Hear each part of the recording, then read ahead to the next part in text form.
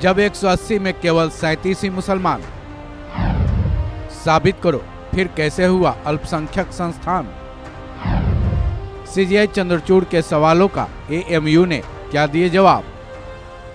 Supreme court में अलीगढ़ मुस्लिम university के अल्पसंख्यक दर्जे को समाप्त करने की केंद्र सरकार की याचिका पर सुनवाई चल रही है।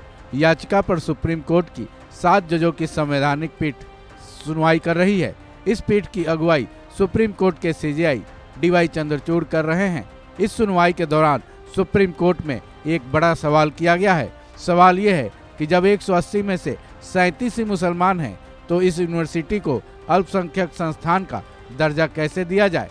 कहा यह भी गया है कि इसे साबित करो। ये सवाल किए हैं सीजीआई चंद्रचूड़ ने एएमयू के वकील राजीव धवन से। सीजीआई चंद्रचूड़ ने सुनवाई के दौरान और काफी कुछ कहा है। उन्होंने पूछा है कि क्या कानून के मुताबिक 180 सदस्यों में से 37 सदस्यों का मुस्लिम होना जरूरी है। क्या इससे कुछ प्रभाव पड़ सकता है। प्रभाव इस बात का कि किसी माइनॉरिटी स्टेटस वाले संस्थान का संचालन माइनॉरिटी कम्युनिटी की तरफ से ही किया जाना चाहिए। सीजीआई चंद्रचूड़ ने एक बार फिर संविधान के आर्टिकल 30 का जिक्र किया। उन्होंने कहा कि अगर आर्टिकल 30 के तहत एडमिनिस्ट्रेशन शामिल है तो क्या 180 में से केवल 37 मुस्लिम मेंबर ही अल्पसंख्यक समुदाय के लिए काफ़ी हैं। फिर उन्होंने सवाल भी किया कि क्या ये माइनॉरिटी इंस्टीट्यूट के रूप में क्वालिफिकेशन हासिल करने वाली योग्यता को पूरा करता है।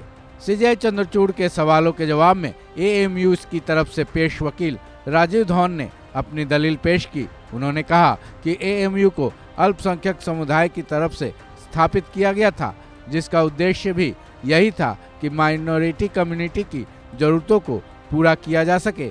ऐसे में ये जरूरी नहीं कि माइनॉरिटी इंस्टीट्यूट का दर्जा बनाए रखने के लिए उसके एडमिनिस्ट्रेशन में 100% माइनॉरिटी कम्युनिटी के ही लोग हो, यानी कि यूनिवर्सिटी प्रशासन को 100% अल्पसंख्यक समुदाय के लोग ही कंट्रोल करें या फिर चलाएं। एएमयू के वकील राजीव धवन ने यह भी दलील पेश की कि इसकी स्थापना के बाद से लगातार इसके कुलपति मुस्लिम समुदाय से ही रहे हैं। ऐसे में इसे असल रूप में अल्पसंख्यक समुदाय की तरफ से ही प्रशासित संस्था कहा जाएगा। साथ ही धवन ने यह भी कहा कि इसकी दूसरी खासियतों का नेचर भी पूरी तरह से इस्लामिक है। ऐसा इसलिए भी है क्योंकि यहाँ के एडमिनिस्ट्रेशन में सरकार का दखल है। ऐसे में इस यूनिवर्सिटी के माइनॉरिटी कैरेक्टर को खारिज नहीं किया जा सकता है। राजीव धवन ने जोर दिया कि खास तौर पर ऐसा इसलिए भी है कि इसको मुसलमानों की तरफ से मुसलमानों के एजुकेशन के उत्थान के लिए ही स्थापित किया गया है। हालांकि एएमयू के वकील राजीव धवन की दलीलों पर केंद्र सरकार के वकील सॉलिसिटर जनरल तुषार मेहता ने अपना तर्क दिया। उन्होंने कहा कि एएमयू किसी भी तरह से खास धर्म या फिर धार्मिक संप्रदाय की यूनिवर्सिटी नहीं है।